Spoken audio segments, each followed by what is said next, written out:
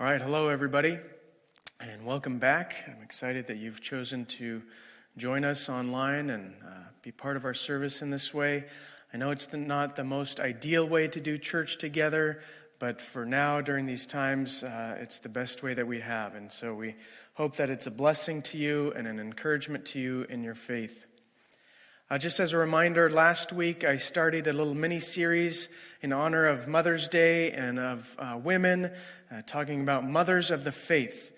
Last week I talked about Deborah and Jael, and it was a celebration of the strength of women and also a recognition of God as sovereign judge, meaning he is both just and merciful. This week we're going to be talking about the story of Ruth, and I'm calling it a tale of Hesed, also known as two widows and a Levir Goel. And I'm guessing right now there are three words in there that you probably have never heard of before. But we're going to explain those as we go. And this is an incredible short story with a powerful lesson for us to learn as God's people. So as usual, we're asking the question, what is God saying to us through this story? And what is God calling us to do?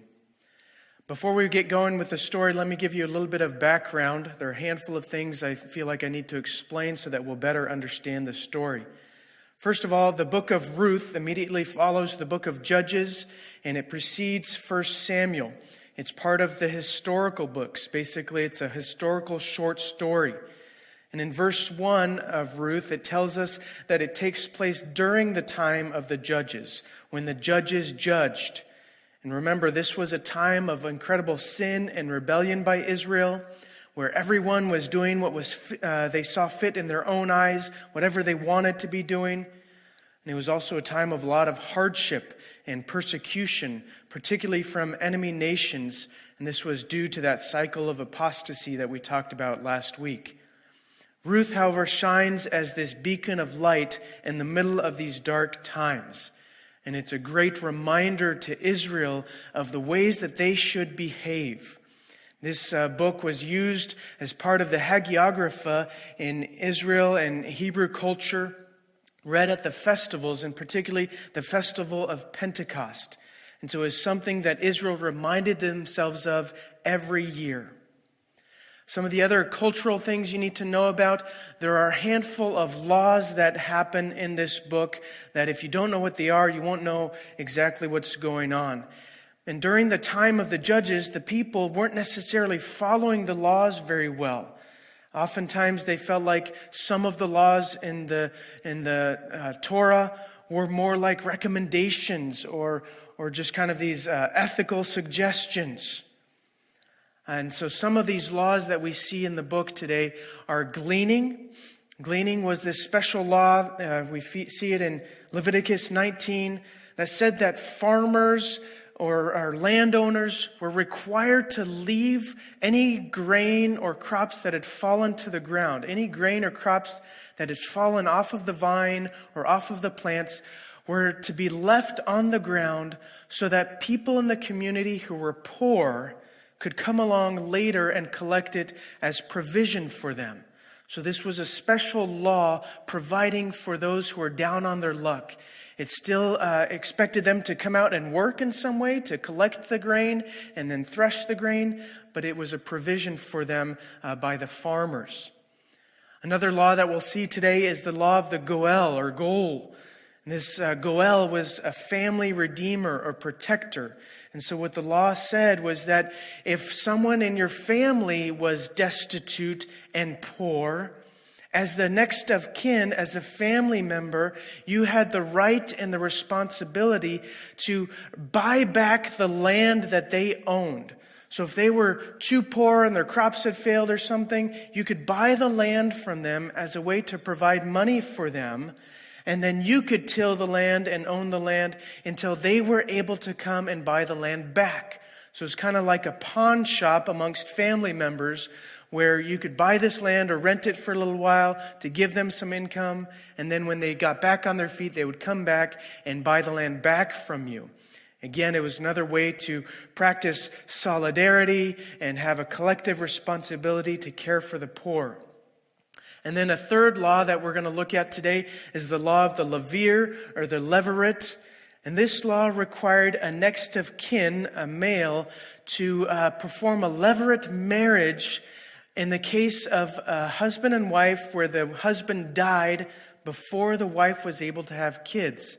So if you had a husband and wife and the husband died, and the wife is left a widow without any kids, the next of kin of the husband, usually the brother, but sometimes a cousin or another relative, would be expected to perform this levirate marriage. It was kind of this soft marriage where he would take care of the widow, but then also have children by her so as to prolong the name and the bloodline of the deceased relative or usually brother. Now, every now and then, and only in rare extreme cases, you would have a goel lavir, where this widow is now so destitute and poor, and she's lost her husband, and she has no other source of income.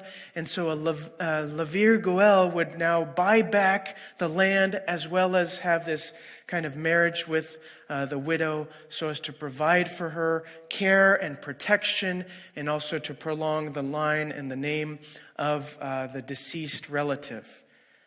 And now Deuteronomy 25 tells us one of the interesting things that would happen is if the lavir goel or the goel lavir didn't perform his responsibilities, the widow would have the right to come up to him and take off his shoe and spit in his face and basically shame him in front of the rest of the community to show that he's not performing his duty or his responsibility towards her. And that only happened in very rare or extreme cases. But these were all these laws to provide for people who were poor and who were destitute in their community, to make sure in particular widows were well taken care of, because at those times she couldn't have a job or a career or take care of herself on her own. Now, one last word I want to draw your attention to is the word hesed. Now, hesed is a word we're going to see in almost every single chapter of our book today, and it has 4 chapters. And it's a Hebrew word meaning loving faithfulness or loving kindness or compassion. But like many old-fashioned, or especially in Hebrew language, many of these old words, it is rich with meaning and a cultural meaning. It basically means a loving kindness or faithfulness that goes above and beyond one's mere duty. It's rooted in relationship with the family and also compassion, and always involves practical action. So it's not just a feeling or an emotion. It's a practical way to show love and kindness, particularly to your family members, but also to those outside of the family. Now, we see this word used 246 times in the Old Testament, and most of the times it's used is to talk about God's love for us. And in the English, when it's translated, there's so many different kind of connotations with this word that the English has all different translations for it. Sometimes it talks about it as mercy. Sometimes it talks about it as grace, faithfulness, goodness, kindness, favor. These are all English words that are used to explain this and to express the kind of love that God shows towards his people. And it's the kind of love that he wants us to show towards others. So hesed was a key part of Jewish identity and culture. It was something that has been forgotten during the time of the judges, but it's going to be a key part of our story in our lesson today. Having said those things, then, let us get into our story. Chapter 1, verse 1 tells us that in the days when the judges judged, there was a famine in the land. And possibly this famine was due to bad weather, just crops failing. But it was also possible that the famine was due to an invasion from the enemy nations. They would come down and ransack the fields and destroy people's property. And so there's this great famine in the land. And during this time, a man by the name of Elimelech, who was married to a woman by the name of Naomi, decides that the best thing for him and his family to do is to leave Israel and go to the country of Moab. Now, Elimelech is from the town of Bethlehem in Israel. Who else do we know that was from Bethlehem? Jesus, right? And why did Joseph and Mary go back to Bethlehem? because he was from the line of David, who was also from Bethlehem. So Bethlehem is this really important, tiny little town in Israel. But Elimelech decides to move his wife and their 2 sons to the land of Moab, which is about 50 miles southeast of Israel. And while they're living there, 2 things happen. First of all, Naomi's sons get married to 2 Moabite women, so foreign women.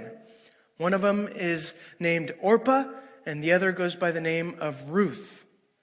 But then the second thing that happens is that all 3 men in this family, Naomi's husband and her 2 sons, mysteriously die.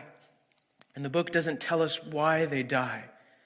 But after their death, Naomi and Orpah and Ruth are all left widows in this foreign country. And so Naomi decides she's going to go back to Israel, back to her hometown of Bethlehem, where hopefully she can find help from her family members. But before she leaves, she tells Orpah and Ruth that she wants them to stay in their own country, to go back to their families. And so she begs and pleads with them, please go back to your families where they can take care of you. And hopefully one day you can find another husband and get married again and have families of your own. But if you come back with me to Israel, you'll be foreigners in a foreign land, and I have nothing to offer you. I'm completely destitute and poor and have no career options, and there's no way I'm ever going to get married or have kids again, and so it's better for you to stay in your own country. And after lots of talk like this, finally Orpah decides that she'll listen to Naomi, and so she decides she'll go back home to her family.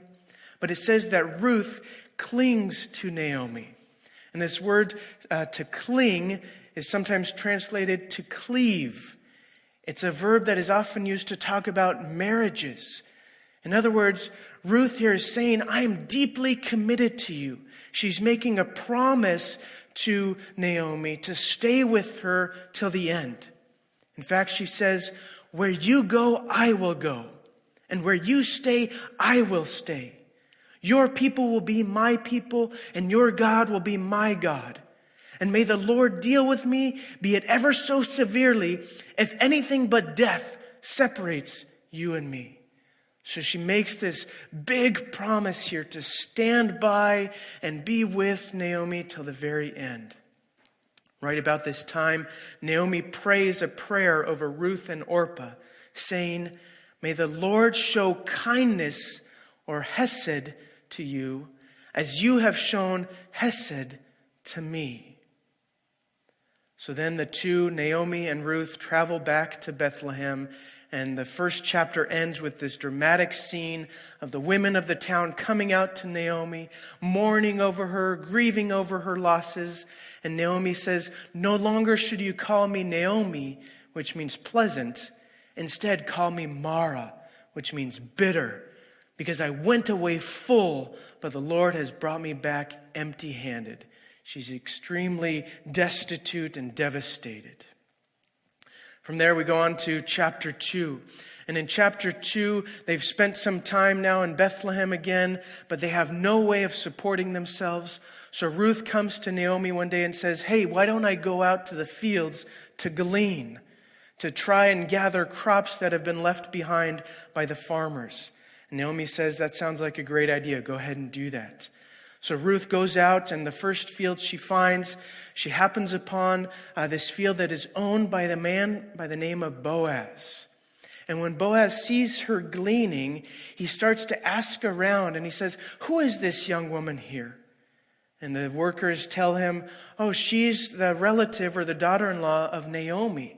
She's the one that stood by Naomi and has been taking care of her mother-in-law and watching over her. And Boaz is so impressed by this that he orders his workers to leave her alone, to make sure they don't harm her in any way. He then invites Ruth to talk to him, and he says, look, Ruth, I want you to stay in my fields. Don't go to any other fields. Don't bother. You are welcome here. He encourages her also to get water whenever she's thirsty. And at the end of the day, he invites her to eat dinner with him and the rest of his workers.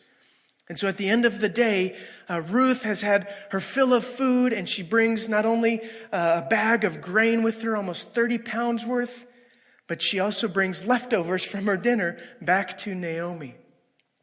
And when Naomi sees this, she's thrilled. And she asks, well, whose field were you gleaning in? And Ruth tells her, well, I was gleaning in Boaz's field. And Naomi says, no way.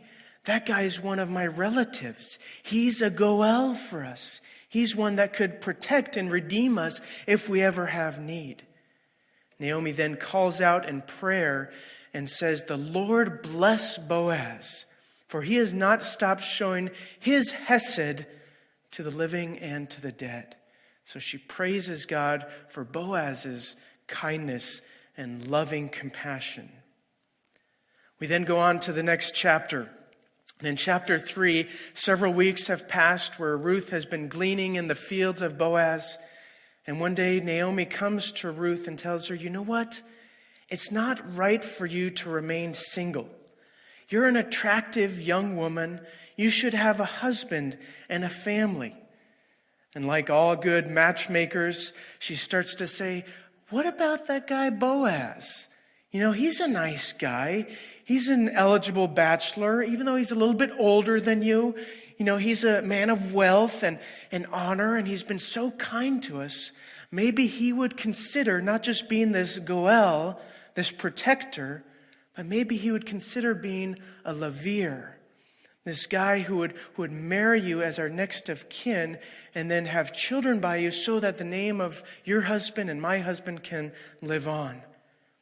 And Ruth doesn't tell us exactly how she feels about this, but she accepts Naomi's instructions.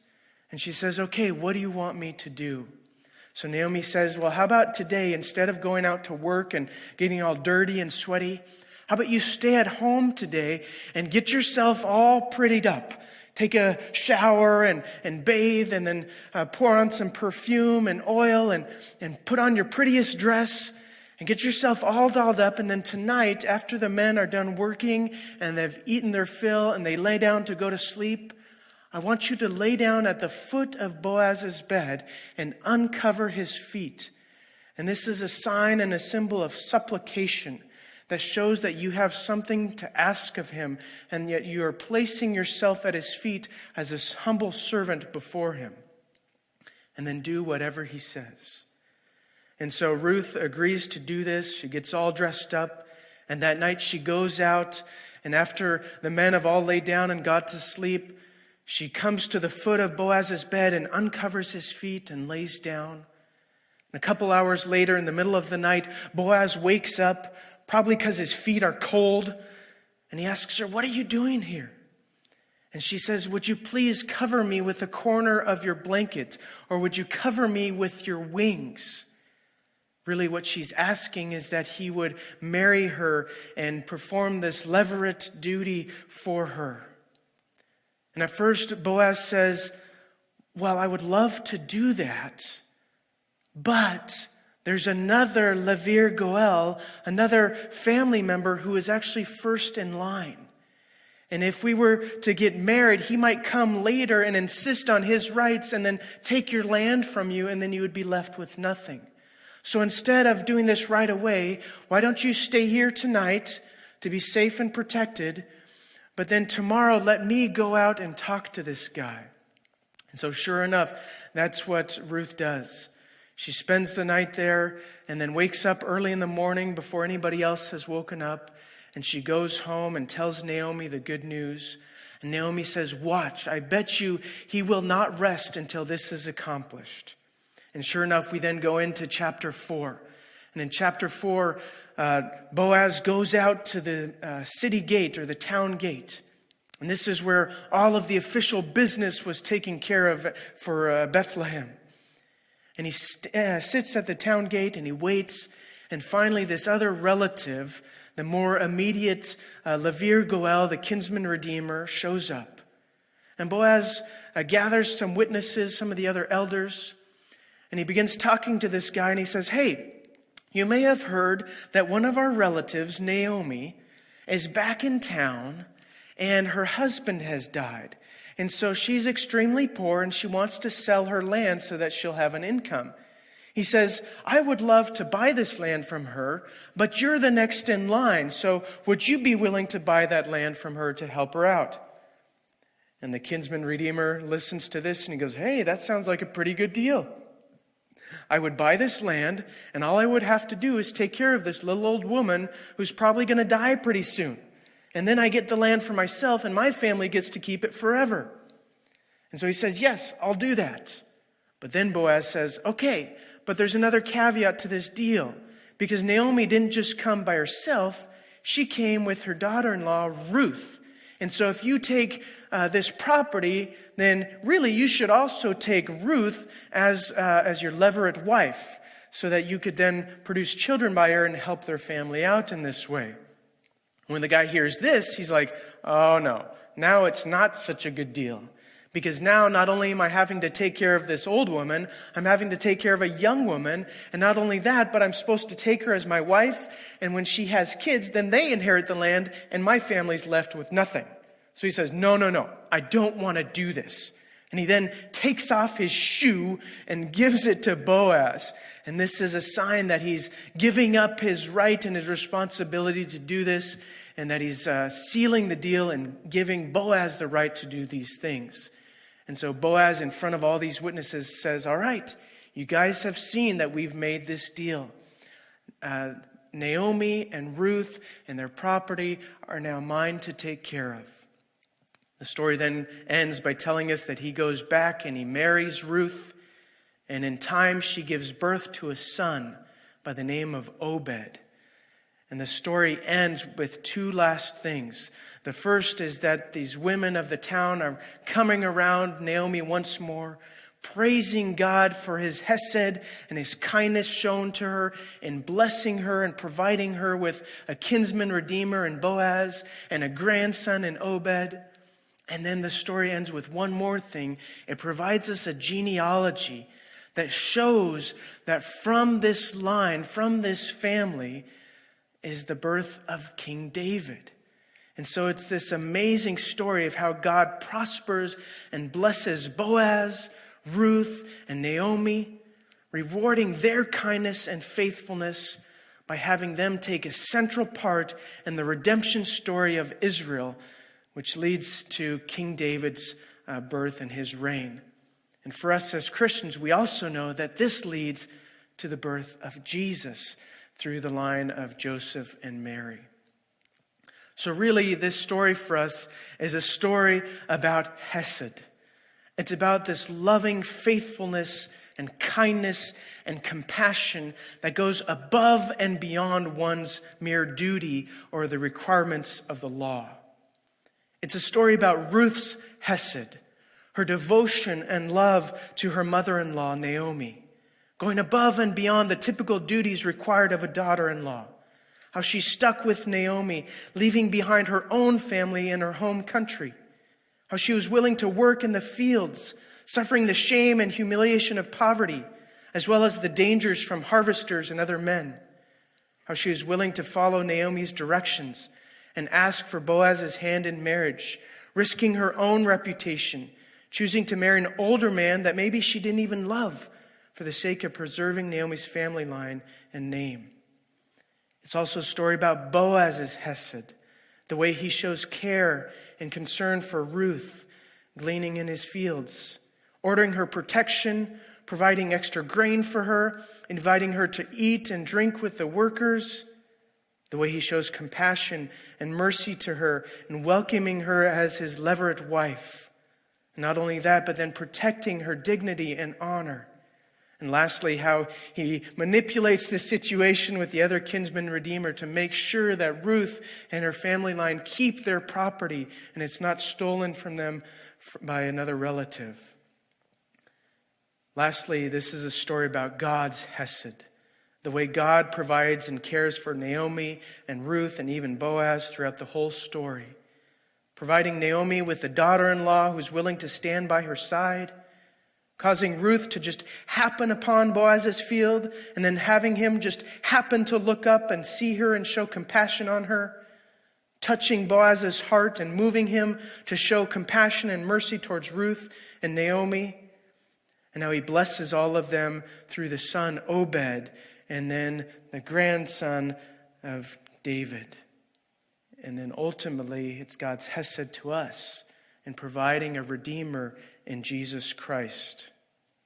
This is a story of God's unfailing love to his people, as well as to foreigners, showing compassion and mercy and provision and protection, going above and beyond his mere duty or covenant to us to bless his people, even when they as a people are not being so diligent to honor and obey him.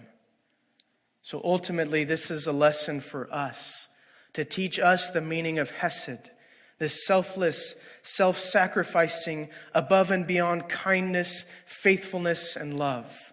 It's a call for us as individuals and as a church to develop and create a culture of hesed in the church and in our community, to practice this kind of love towards one another and towards outsiders, to be willing to go above and beyond our mere duty or the requirements of the law in our faithfulness and compassion for others and in our service to God.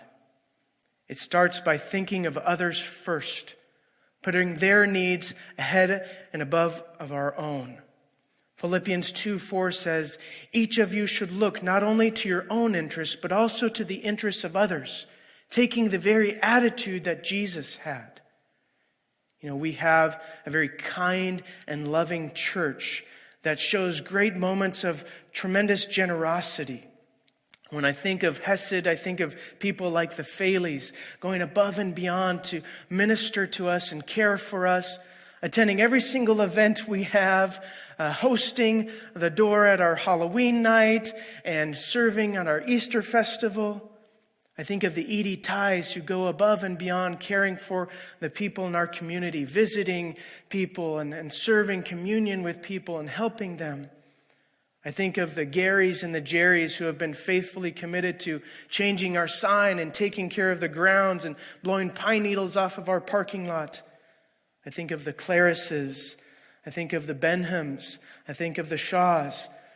I think of so many of our families who go above and beyond to show the love of Jesus to our church family, to our church community, and to those in their own communities and neighborhoods.